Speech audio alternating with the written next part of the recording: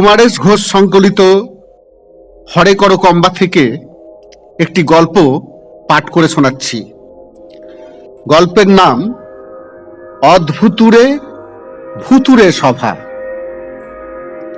সেদিন অমাবস্যার রাত, চারধারে ঘুটঘুটটি অন্ধকার, এক হাত দূরের মানুষ দেখা যায় না।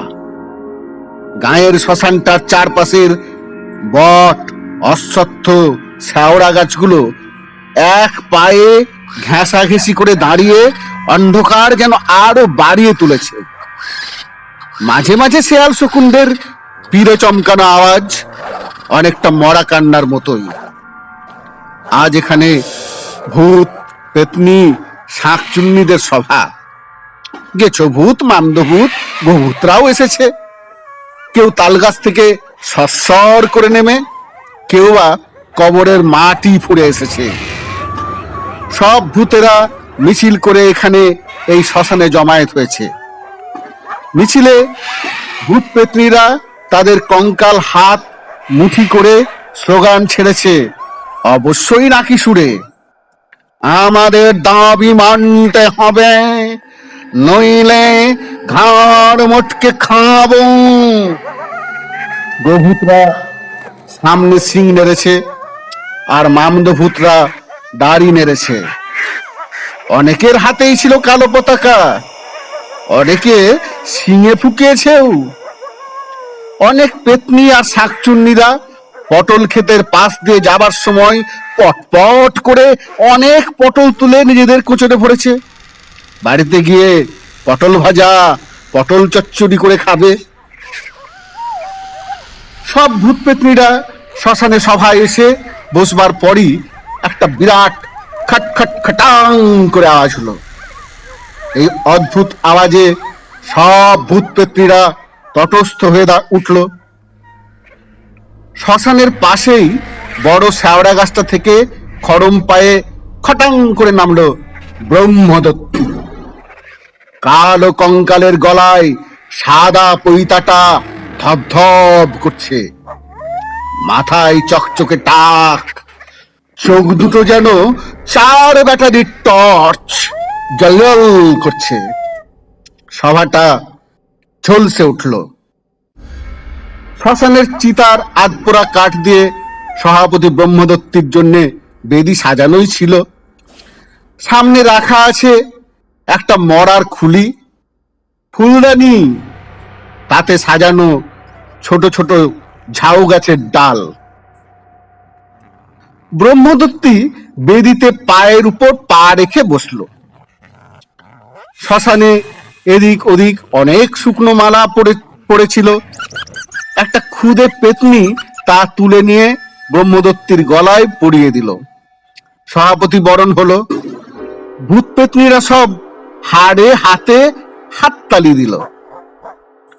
সভাপতি ব্রহ্মদত্তি বলল, হে ভাতা ও ভগ্নীগণ, প্রথম সারির 5 জন আপনাদের অভিযোগ পেশ করুন।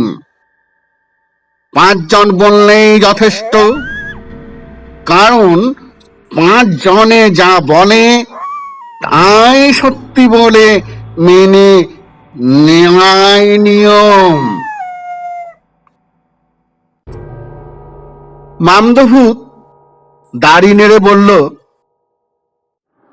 আর কবরের জন্য জমি পাওয়া যাচ্ছে না, জমির দাম খুব বেড়ে গেছে, তাই কবরখানা পর্যন্ত বিক্রি হয়ে যাচ্ছে, এর বিহিত করুন।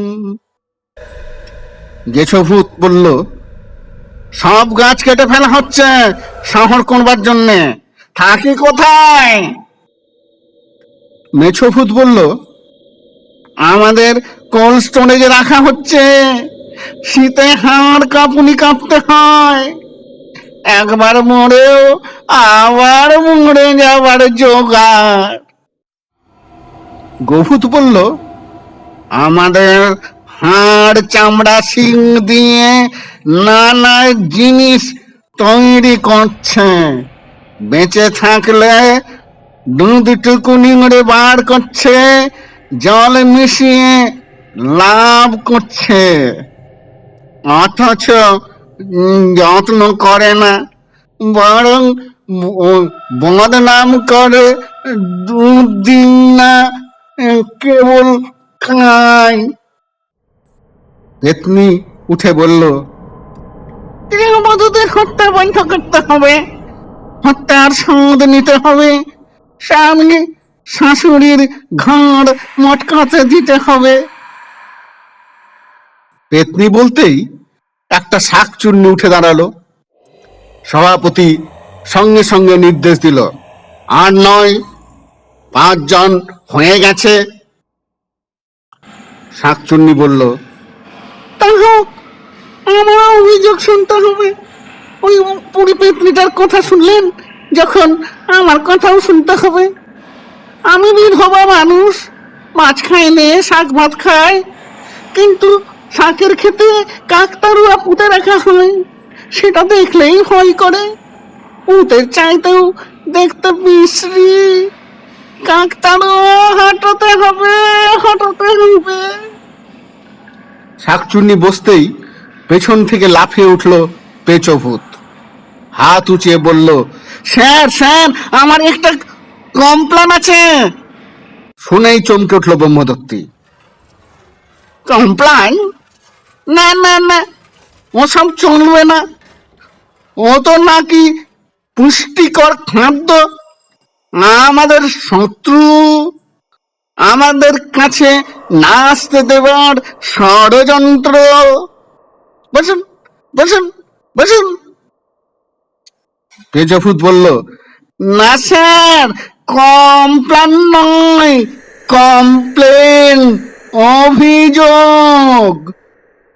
আগে বাচ্চারা পেঁচোই পেয়ে মরত, এখন নানা ওষুধের কি পায় আর মরছে না।